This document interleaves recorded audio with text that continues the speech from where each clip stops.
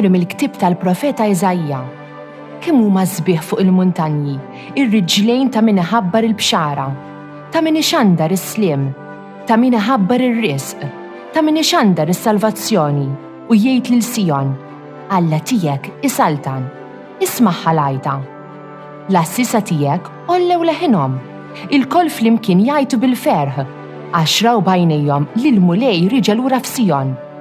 Intom, ħerbiet ta' Ġerusalemm, għajtu l-koll bil-ferħ, għax farraċ il-mulej il-poplu tiegħu. Feda lil Ġerusalemm, kixef il-mulej id-driħ tiegħu qaddis quddiem il-ġnus kollha u raw it-truf kollha tal-art is-salvazzjoni ta' Alla tagħna. Raw it-truf kollha tal-art is-salvazzjoni ta' Alla tagħna. Għannu lil-mulej għanja ġdida għax għamel ħwejjeġ tal-għaġeb, ġibitlu r-rebħa l-leminja tiegħu u d-drieħ imqaddes tiegħu. Raw it-truf kollha tal-art is-salvazzjoni ta' Alla tagħna. Għarra fil-mulej is-salvazzjoni tiegħu, fajnejn il-ġnus wera il-ġustizzja tiegħu, ftakar fit-tjieba u l-fedeltà tiegħu mal-poplu ta' Iżrael. Raw it-truf kollha tal-art is-salvazzjoni ta' Alla tagħna. L-art kollha min tarfa l-ieħor rat is-salvazzjoni ta' Alla tagħna. Għajtu bil-ferħ lil-mulej fl-art kollha, infexxu fil-għena, ifirħu u għannu. Raw it-truf kollha tal-art is-salvazzjoni ta' Alla tagħna. Għannu lil-mulej biċ-ċetra u bil-ħlewwa tal-għana, bit-trombi u bid-daqq ta' trumbetti. Għajtu bil-ferħ quddiem il-mulej sultan. Raw it-truf kollha tal-art is-salvazzjoni ta' Alla tagħna. Bidu tal-ittra lil-Lut. Alla fl-modi kellem lil-missirietna ħafna drabi u b'ħafna manjieri permezz tal-profeti.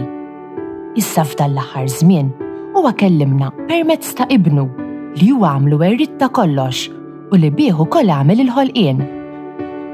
Li ben li juddija tal-glorja ta' Alla u xbija tal-essenza tiegħu u li jżomm id-dinja kollha bil-kelma setana tiegħu. Wara li naddafna minn dnubietna, għad fuq il-lemin tal-kobor ta' Alla, fl-għoli ta' smewwiet, u bekk sar daqshekk aqwa mill-anġli, daqskemm ola minn tagħhom u l-isem li kiseb. Għax lil min mill-anġli għad qal Alla, jien tibni, jien illum nissiltek, jew jien inkun missieru u hu jkun ibni. Imbagħad u jdaħħal l-ibnu l-kbir fid-dinja jgħid ukoll ħajqimuh l-anġli kollha ta' Alla. Alleluja, alleluja. Jum imqaddes feċċa għalina, ejjew ġnus qimu l-mulej għax illum fuq l-art niżel dawl kbir.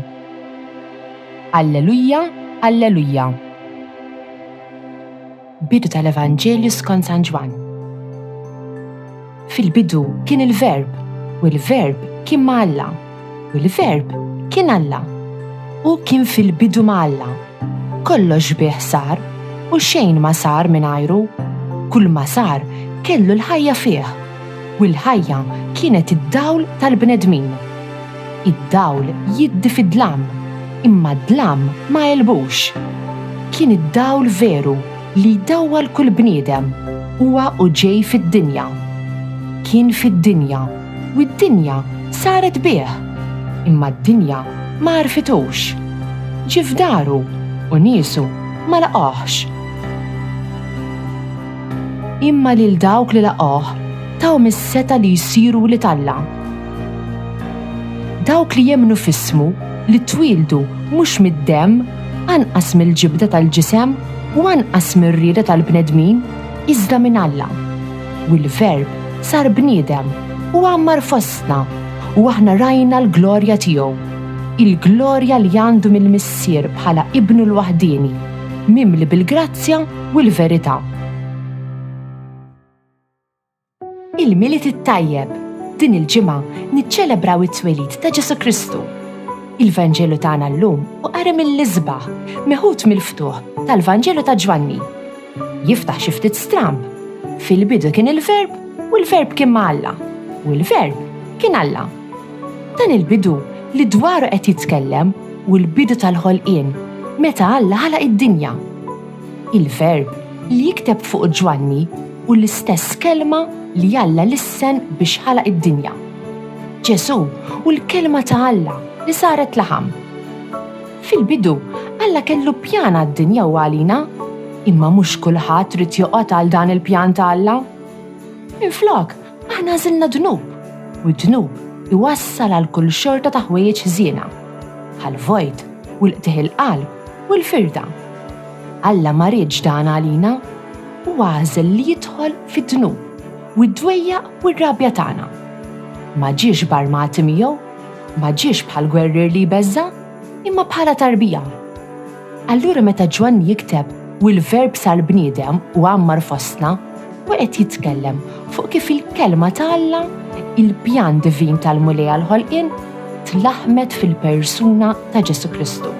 Ġesu għal-post il-ġdid li fih niltaqgħu ma' Alla, it-tempju ġdid. Aħna Iżrael ġdid, il-poplu tiegħu, u llum fil-Milied aħna mmorru għall-qudiesa tal-Milied u niltaqgħu miegħu bil-ferħ fi qlubna. This Maltese translation was produced in collaboration with the church in Gozo. Don't forget to like, subscribe, and support this channel on Patreon using the link in the description. Thanks for watching!